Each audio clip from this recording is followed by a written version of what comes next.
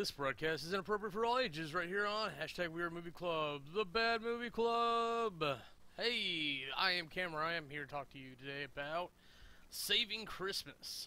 Normally I'd have like a banner or something, and I didn't. I just now realizing that, so it is what it is. What it is. This is Bad Movie Club. This is where we get together to talk about a bad movie of the week or year, whatever it is. And since this is the season, we did Saving Christmas, or Kirk Cameron's Saving Christmas. There might be another one.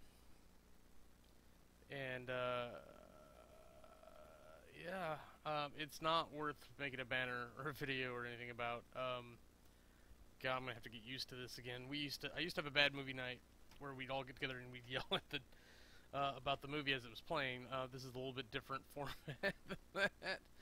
I feel very upbeat for how I feel, or I feel like I'm talking very upbeat for how I actually feel. Oh man.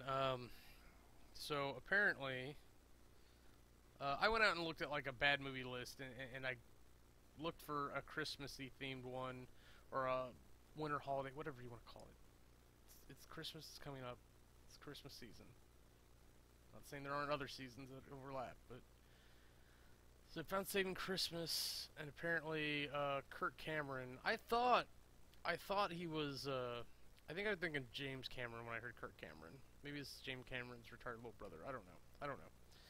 But oh my God, this was bad. I don't know why the movie poster or whatever is like him swinging in like he's Arnold Schwarzenegger in Last Action Hero, or what was that movie? That would have been a good Christmas movie to do. Was the one where he's after essentially the Buzz Lightyear character.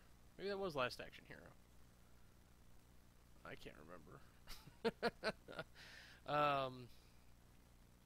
Oh man. Okay, let me scroll up on my notes. It's always a bad sign. Like, there's actors or directors I do like that have done it before, but it's always a bad sign when they start their movie with a personalized intro. It usually means there's a disclaimer of some kind on this shit show. And I'll say that right up front, that this is definitely a bad movie. It deserves to be here. This is a miss. If you can avoid it, avoid it. It is not a good time.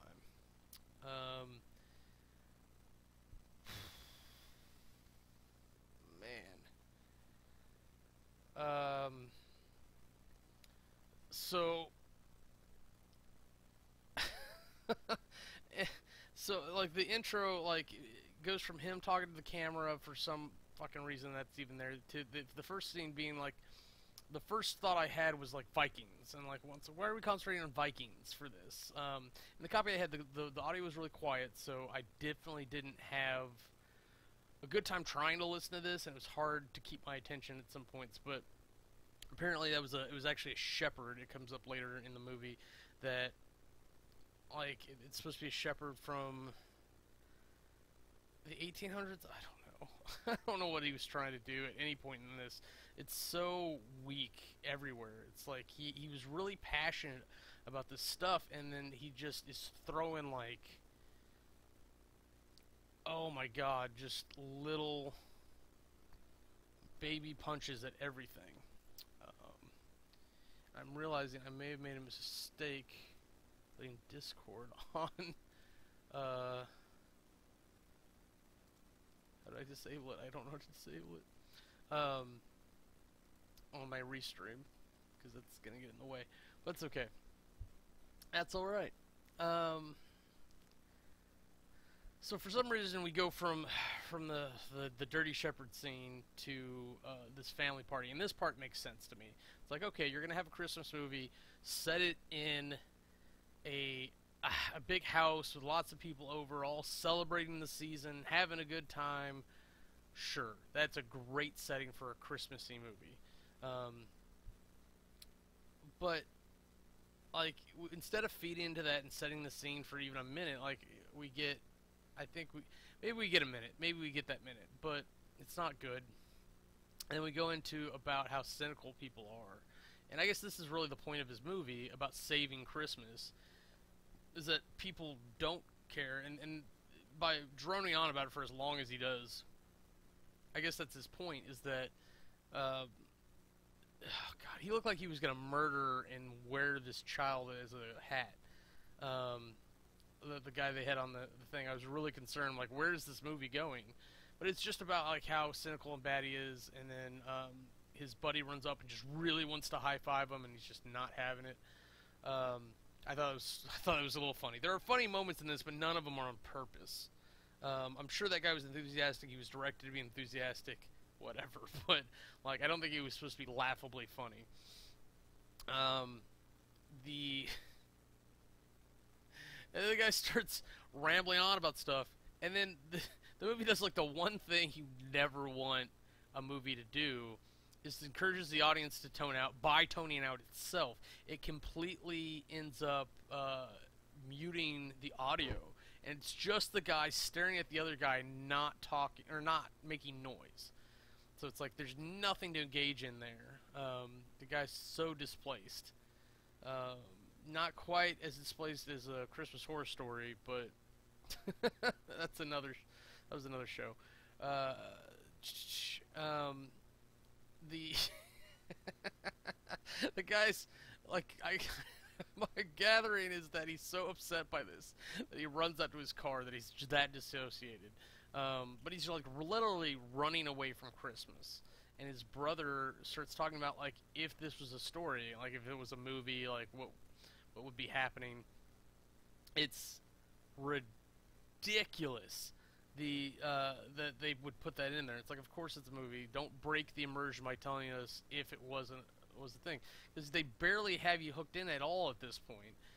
But his brother essentially chases after him. It's literally like a representation of what he's trying to do with the movie. It's you've got the Christmas host, you've got a guy who runs away from it, as he sees people doing in the real world, and then it's his job to go run after him and then grab him and drag him back into the cult of Christmas, or whatever you want to call it, because that's what he's trying to do in the movie. We're supposed to be the guy who ran away from the Christmas party. That's the audience member, because you remember it's a movie. It's with a message. It's speaking to somebody, and in the movie, the character that we're speaking to, that are trying to change his mind, is this guy who's running away from Christmas and being a Grinch and all that. So like that's supposed to be us in the movie, and it's really kind of insulting because he doesn't set up good arguments for anything throughout the fucking movie. And it's really just like a movie documentation of him arguing with people about Christmas. It's stupid ridiculous. So, so the guys complain about like everything to do with Christmas, even like getting gifts or something, and about like children's happiness. Like, I'm not for commercialism day at all, but let people do what they want to do. If they want to be happy, whatever. I'm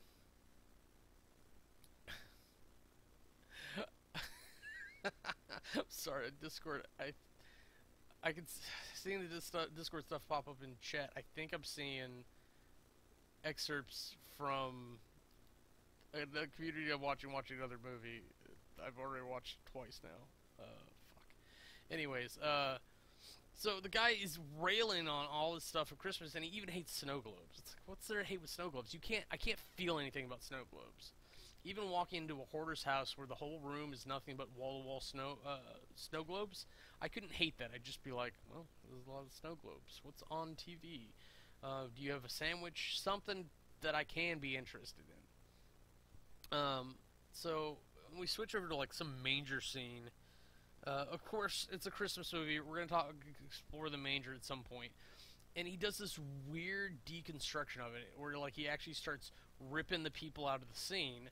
And he's talking about the swaddling cloth and what it represents in the whole thing.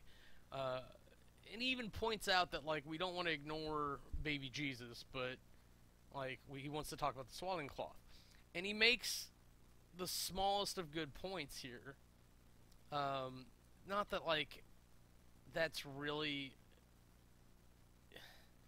what was being told in the story, but he was saying the swaddling cloth was actually a burial cloth, and that the scents and the spices that they were brought like the myrrh and scents, and the other guy brought gold because he's a dick. I think that actually adds to his argument. I don't know if he mentioned this or not, but like a gold would cover the burial services.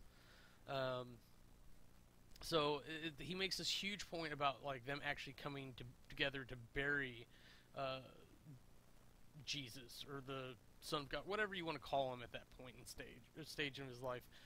Um, so he makes this big argument that Jesus came as a baby to be a sacrifice for people, um, which is all crazy ridiculous. I mean, just the whole conceptual thing um, of like the Virgin Mary is ridiculous to me. Like it's very possible it could have just been some European that had snuck in and raped her. And then, in order not to be stoned to death by her husband, she claims it was a miracle. And then, apparently, he's enough of a putz that he's like, okay, fine, I'm going to raise this other person's kid. Or maybe it's compartmentalizing it. I don't want to. I'm tangenting. I don't want to go that way in particular. I want to concentrate on how bad this movie is. But that's how bad this movie is. It starts giving me other horrible things to argue and voice opinions on it. It's so bad. It's so horrible. It's just meh. It's just dull as dirt when it comes down to it. So we end up going back to the house party, and we're getting an argument about Happy Holidays versus Merry Christmas.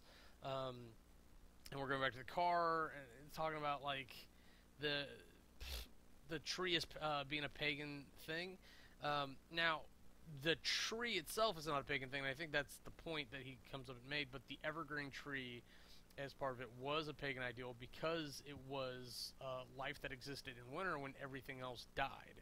It was a symbol of life being concentrated, and people literally thought like if they would cut it down and bring it in, it would help sustain them during the cold weather for the winter while things are happening. And so there are things like that exist in historical fact, and so he goes into this whole thing over the scene of A Christmas Carol. There's just lots of narration in this, and the scenes don't fucking matter. If you watch this movie without video and just listen to it, you'd have the whole fucking movie.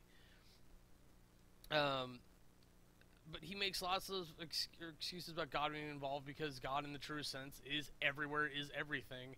As a concept, that's what it is.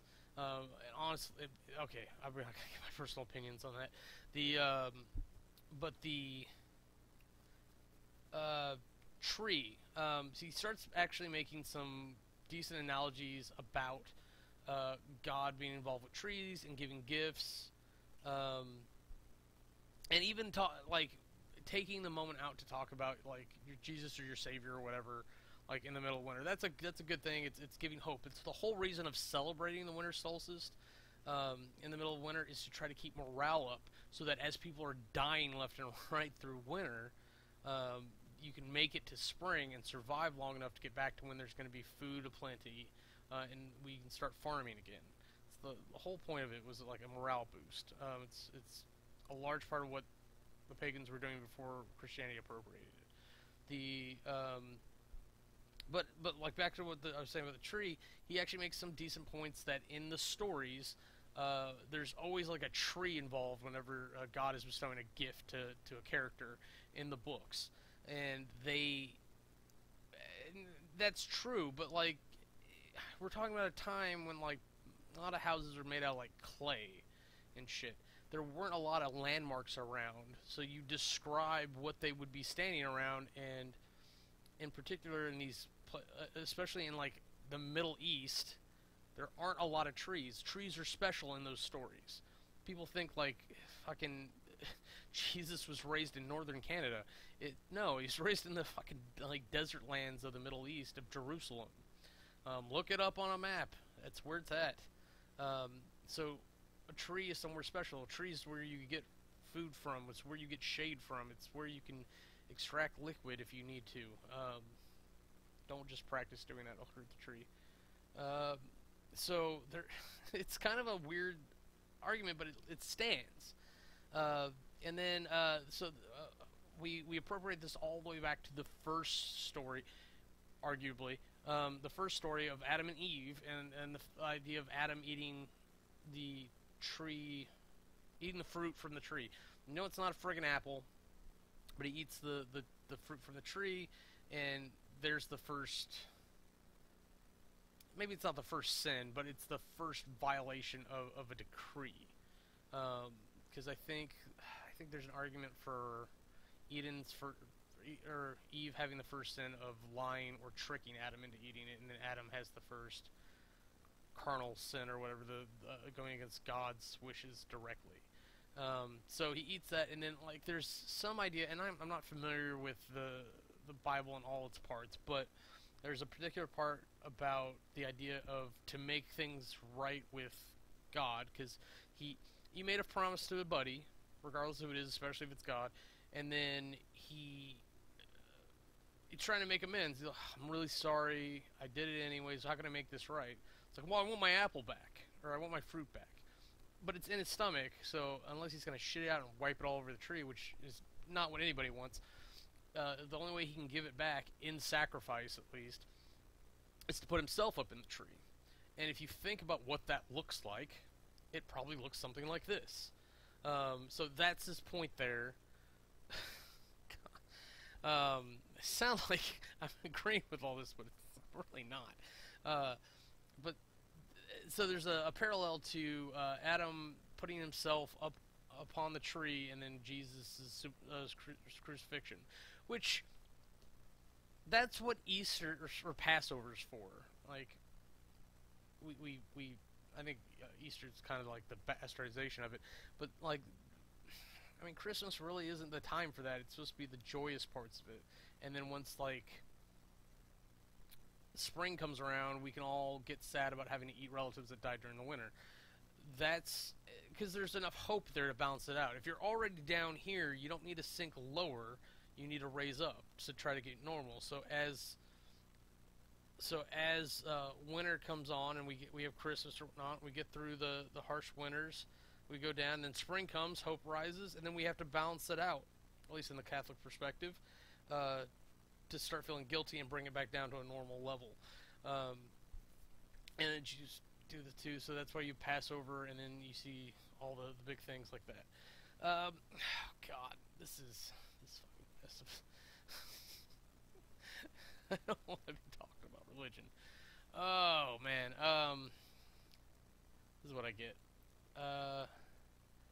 So then we're arguing about Santa versus Jesus, and I swear to God, I thought for just a moment, like maybe we would cut to a celebrity MTV Celebrity Deathmatch episode of Santa versus Jesus. And Jesus would probably win. Let's not be wrong. Let's not fool ourselves about this. Santa's magical. Santa can whoop some butt, but Jesus has that resurrection bit where I don't think Santa's ever been tested. He could be immortal. He could just be. He could just have. Or he could just not never been killed. Who knows? I can't remember how you distinguish between eternal life and immortality. So whatever. But like he starts going on about Santa, and like historically Santa was like an old German guy who used to get drunk and whittle toys for kids because he'd collect firewood. And then he would have extra pieces of firewood that happened to be too small to really be good firewood, but it would be too small to be kindling, so he would save it, and then he would carve toys out of it. And then he would go around and give that to the kids.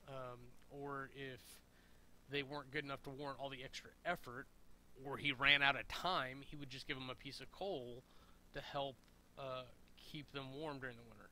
And another bonus on the toys being made out of wood, that you could throw it in the fire if you needed to, because times are bleak. That was back when we needed a Santa Claus. We needed a Saint Nick, or Nicholas, whatever you want to call it. We definitely don't need it in this day and age of spoiled little shits. But let's see. Oh man, okay. See, like even these controversial subjects are even better than fucking talking about this movie. So he talks about like the reason that he becomes a saint is that he goes around beating ass in Christ's name. And to his credit, there was actually a lot of stuff like that going on. That was back in time where they really thought, like, if you weren't Christian, we're gonna beat the Christian into you. And there were the Crusades and all kinds of stuff going on around that time. I'm not saying at that time, but like give or take 100 years. Because I don't have the exact timelines. No, I don't think no one knows exactly when Saint Nick lived, but it was somewhere between like probably 1600 and 1800. I just don't remember offhand. So this all leads to like this inspirational thing of like invoking Santa's ass beating into his brother, and his brother starts like looking crazy and being able to see Christmas through new eyes, and just, oh my god, it's so fucking stupid.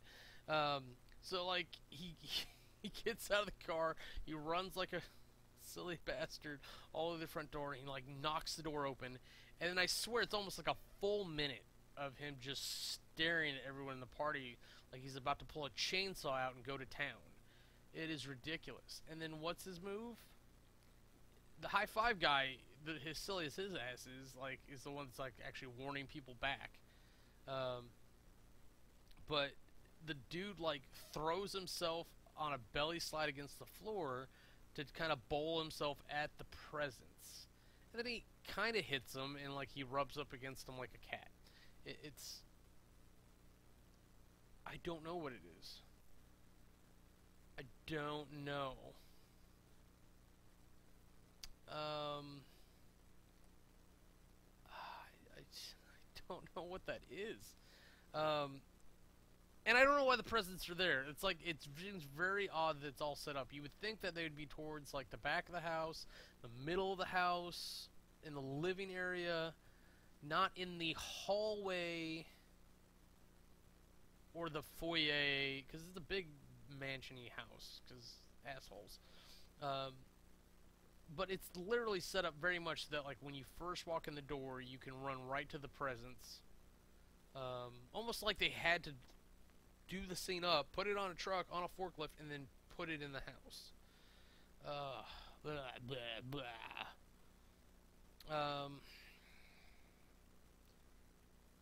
Oh, I guess this is where he's talking about the giving gifts at the base of trees and whatnot.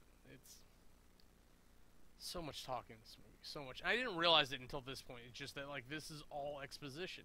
The entire movie is just exposition. Even the dialogue is exposition, which is sad. Just sad. And then I really thought the movie was over. Like, oh, this is finally done with. It was only a minute or an hour 20. It's a shortish movie. Blah, blah, blah.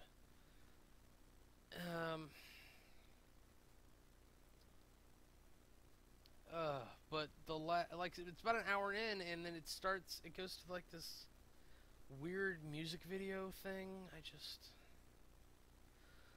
Oh, this piece of shit.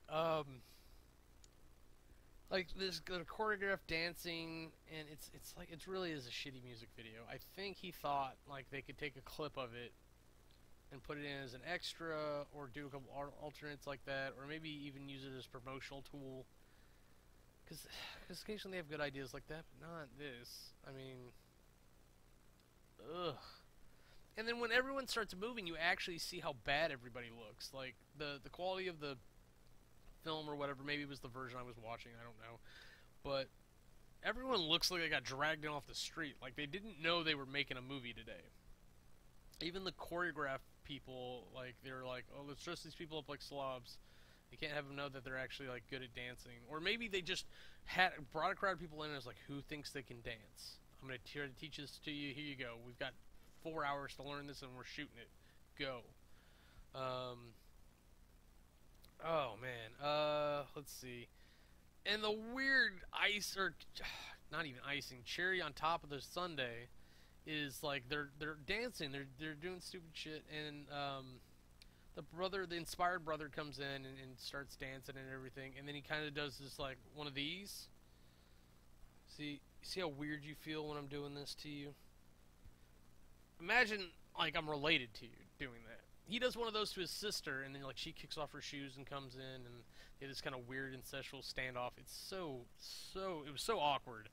Like, more power to you, but it was just weird to have to watch all of a sudden. It's different, like, if you go in knowing that sort of thing, but it's like, I just wasn't ready for this. It's not that I mind even seeing it, it's just a little warning would have been fine. Like if they'd hinted early on that like he was into her or something. I don't know. Maybe she was a sister-in-law. That actually would have been better. That actually would have been really perfect. Because yeah, you know what? I'm just gonna pretend that's how it was, and I feel better about it.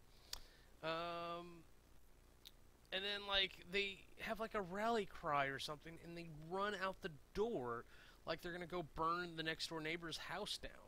I have no idea what it was about. I have no clue. And then there's some old Asian guy sitting on the couch. It's not that you can't have old Asian guys in your house. It's not that you can't have Asian people around during Christmas. It's that where the fuck did he come from? They didn't introduce this character ever earlier.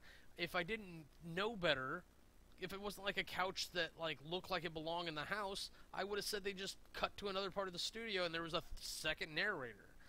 But I mean, it almost literally looks like Cameron like had a owed a favor or something, and then or that guy was originally going to be the narrator, and that was the only scene they got from him, so they put it in the movie. Or, God forbid, the guy died, and they just wanted him in the movie to have him in the movie to commemorate him. You know what? I'm going to believe that too.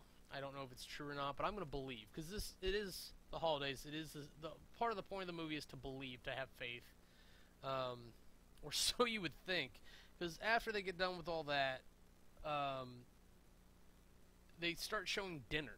Like, I don't know where they ran, because they ran out the front door. If you look at where everything's laid out, it looks like they ran out the front door. I could be wrong.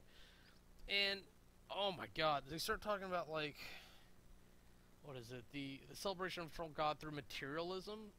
Like, it's like you should go buy things. Don't, and he's like, don't go too far. Don't like give yourself massive credit card debt and not pay your bills. But he's like, we should be celebrating each other through materialism, like through things and presents. And no, it's like you're showing people just thankful to be together, even though they've got way too much food and they've got champagne flutes and red wine glasses. I don't drink. I don't understand that world, but it seems like excessive to have them at the same time, unless there's some point that I'm missing about not going around pouring it all at once. And then I would think like you would pour it in the kitchen and then cart it in and drop them all off. Yeah, that sounds right.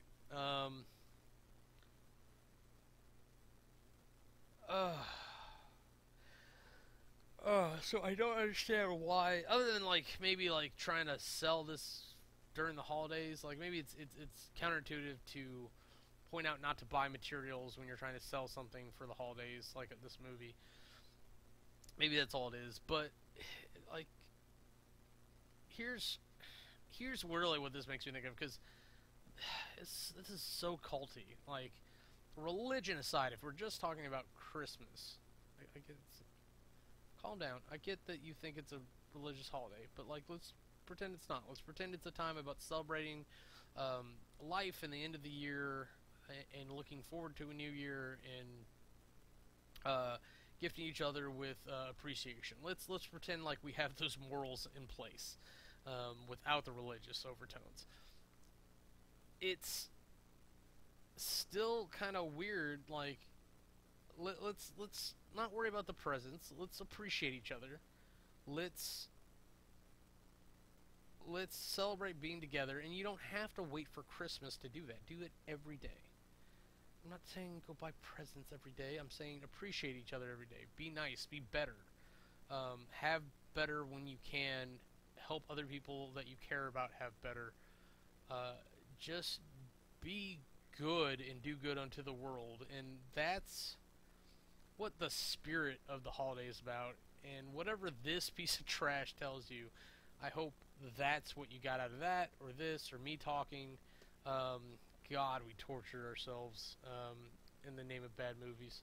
So I'm actually, as exhausting as it is, I'm actually looking forward to doing another one of these.